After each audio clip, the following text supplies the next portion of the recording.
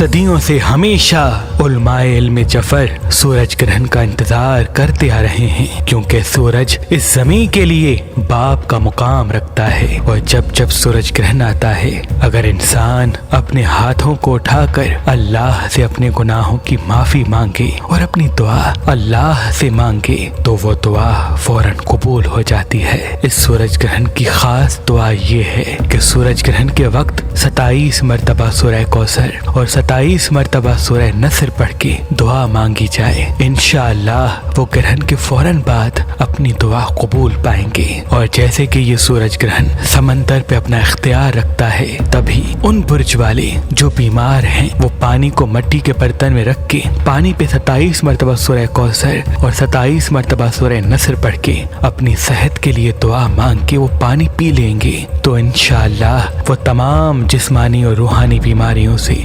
अल्लाह की पनाह में रहेंगे। पाकिस्तानी वक्त के हिसाब से ये सूरज ग्रहण 4 दिसंबर 2021 हफ्ते के दिन सुबह 10:25 से शुरू होगा, जिसका उरूज 12:36 तक कायम होगा और जिसका इख्तिताम 2:40 तक हो